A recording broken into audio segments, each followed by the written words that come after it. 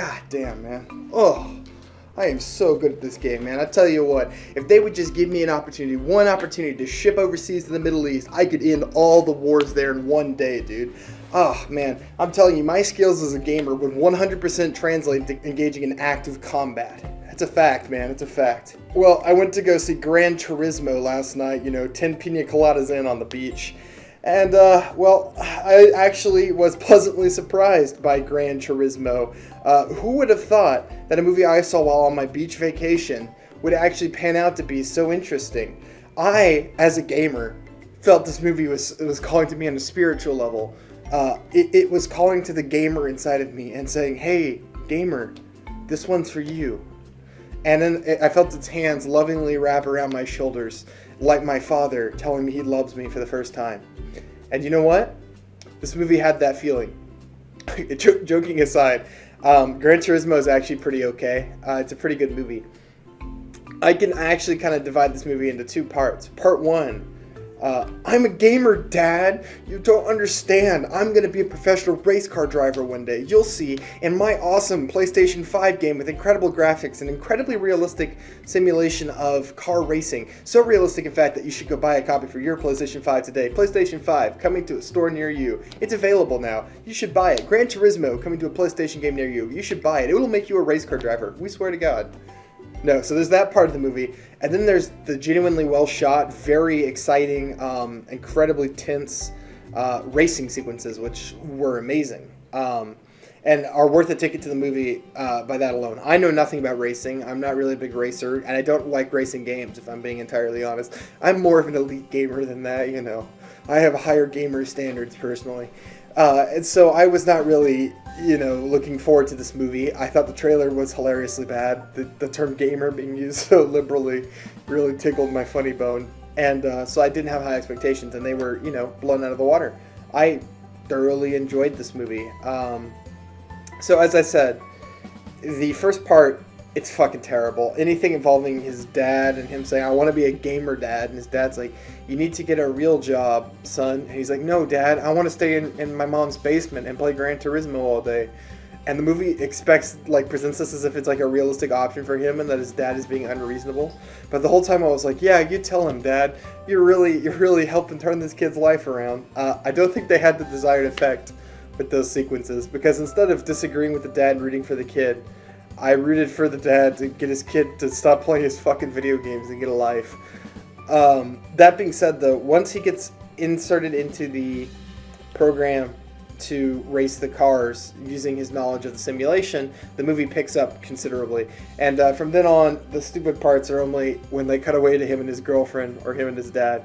David Arbor's character is really funny and well written, and his chemistry with the main kid is really good. There's actually some very good emotional moments with him that I thought landed. Predictable maybe, but effective. Sort of like Top Gun Maverick. The action sequences are exciting, unpredictable. I didn't know the real story, so there's some actual twists in the story. The kid from The Wheel of Time plays a bad guy in this. The guy who played Randall Thor in The Wheel of Time, which was kind of triggering to me because it was like a Vietnam flashback to the fact that the Wheel of Time show existed. But, once I got over that, he's an effective heel.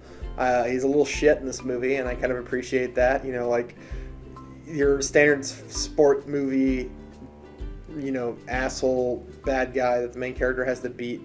That's an effective archetype that I like. More or less what this movie really is carried by is the really incredible racing sequences. They are actually very good. They're super exciting. They're tense.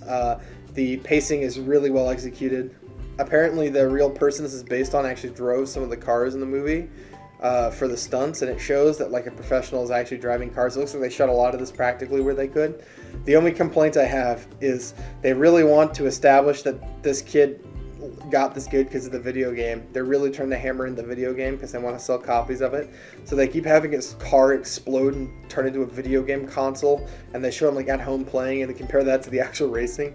And every time they do that, it's really silly. There's some points in the movie where they show like the HUD of the game, and the kid is like seeing the line that they recommend you take while playing the game, and he's like he knows the track so well he can just memorize that. That actually I didn't hate, but it's when the car explodes and turns into a video game console, and if you see the movie you'll know what I'm talking about. That That had me rolling. There's a couple of groaner lines in here that were so bad they're good, mostly involving the word gamer. There's quite a few moments where the word gamer is used, and it is not cool. It's not trendy. It's just very funny. But besides that, I really don't have any complaints. I thought Gran Turismo was a good time with the movies. This was a fun movie. A fairly interesting story, well executed. It's about as good as a movie like this could be, surprisingly.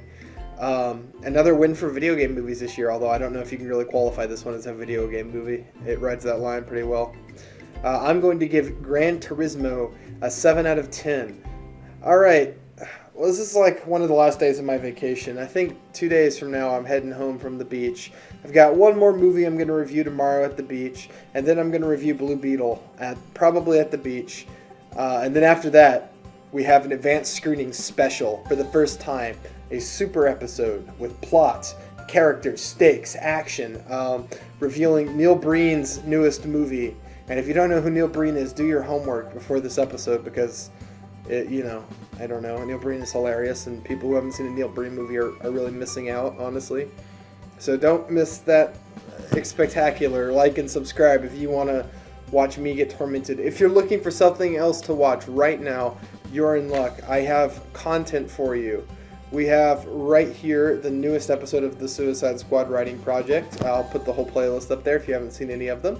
Check them out. And right here I've got Writing a Harry Potter Murder Mystery. The new episode should be coming out pretty soon. Maybe next week or the week after that. The finale will be dropping. Alright, I'll see you all in the next one.